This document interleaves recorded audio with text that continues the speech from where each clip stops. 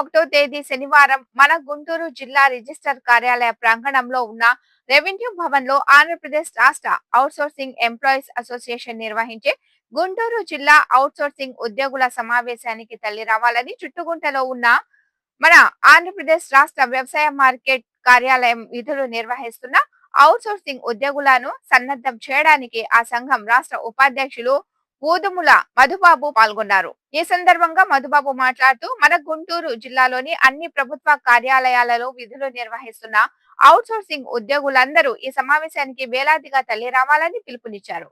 వర్ధిల్లాలి అవుట్సోర్సింగ్ ఉద్యోగుల ఐక్యత, వర్ధిల్లాలి అవుట్సోర్సింగ్ ఉద్యోగుల ఐక్యత, వర్ధిల్లాలి పే రివిజన్ కమిషన్ వెంటనే అమలు చేయాలి, కమిషన్ వెంటనే వేయాలి, పే రివిజన్ కమిషన్ వెంటనే వేయాలి, ఐఆర్ వెంటనే ఇవ్వాలి, ఐఆర్ వెంటనే ఇవ్వాలి, విరమణ వయసు 62 సంవత్సరాలకు పెంచాలి, విరమణ వయసు 62 సంవత్సరాలకు పెంచాలి, సంక్షేమ పథకాలు అమలు చేయాలి, సంక్షేమ పథకాలు అమలు చేయాలి, సర్వీస్ రూల్స్ ఇవ్వాలి, సర్వీస్ రూల్స్ ఇవ్వాలి. ఈ నెల 1వ తేదీన శనివారం రోజు రిజిస్టర్ ఆఫీస్ ప్రాంగణంలోని రెవెన్యూ భవన్లో మన జిల్లాలోని అన్ని ప్రభుత్వ కార్యాలయాల్లో పనిచేస్తున్న అవుట్సోర్సింగ్ ఉద్యోగుల సమావేశం జరుగుతుంది. ఈ సమావేశానికి ఏపీజేఏసీ అమరావతి చైర్మన్ బొప్పరాజు గారు వస్తున్నారు.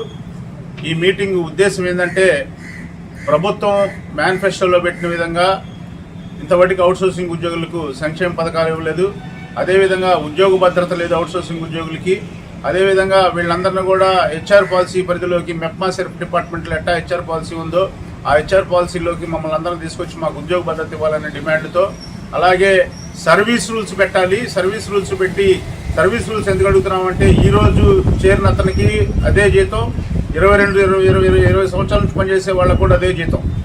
సీనియారిటీ ప్రాతిపదికన జీతాలు కూడా ఇంక్రిమెంట్లు పెంచాలని చెప్పి, అలాగే ప్రభుత్వ ఉద్యోగులకు ఏదైతే వయోపరిమితి రిటైర్మెంట్ వయసు పెంచారో అదే 62 సంవత్సరాలు మాకు కూడా వర్తింపజేయాలని చెప్పి, ఇలా అవుట్సోర్సింగ్ ఉద్యోగుల సమస్యల మీద ప్రభుత్వం ఆలోచన చేయాలని చెప్పిన ఉద్దేశంతో ఒక సమావేశం పెట్టి, ఈ ఏదైతే ప్రభుత్వ ఉద్యోగులు 2వ తారీఖు ప్రభుత్వ సంఘాలతో చర్చలు ఉన్నాయో ఆ చర్చల్లో పిఆర్సీ కమిషన్ కూడా వాళ్ళు అడుగుతూ ఉన్నారు. మేము కూడా పిఆర్సీ కమిషన్ వెంటనే వేసి, ఆ పిఆర్సీ కమిషన్లో మమ్మల్ని కూడా భాగస్వామ్యంలో చేసి, ఈ పిఆర్సీ కమిషన్ రిపోర్ట్ ఇచ్చేటప్పటికి సంవత్సరం టైం పట్టింది కాబట్టి ఈ లోపు మాకు కూడా ఐఆర్ ప్రకటించి మమ్మల్ని మా కుటుంబాలను ఆదుకోవాలని చెప్పి ఈ దిశగా ప్రభుత్వం ఆలోచన చేయాలని చెప్పి మేము ప్రభుత్వానికి కోరుతా ఉన్నాం.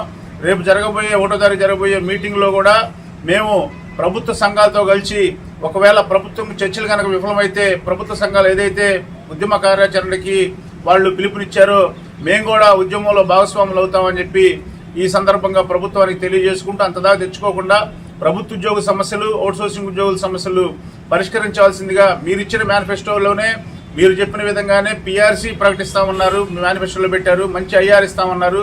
మేము అదే అడుగుతున్నాం, కానీ గొంతెమ్మ కోరికలు మేమేం కోరట్లేదు. మాకు మిమ్మల్ని ప్రభుత్వాన్ని అదనంగా మేము డిమాండ్ చేసేది ఏమి లేదు. మీరు చెప్పిన హామీల మీదే మేము మిమ్మల్ని అడుగుతా ఉన్నాం. 2.5 సంవత్సరాలు అవుతున్నప్పటికీ ఇంతవరకు ఏ హామీ నెరవేర్చలేదు కాబట్టి మీరు తప్పకుండా ఈ హామీలను నెరవేర్చి మేము మీకు రుణపడి ఉండేటట్టు మీ ప్రభుత్వం వ్యవహరించాలని చెప్పి ఈ సందర్భంగా తెలియజేస్తాం.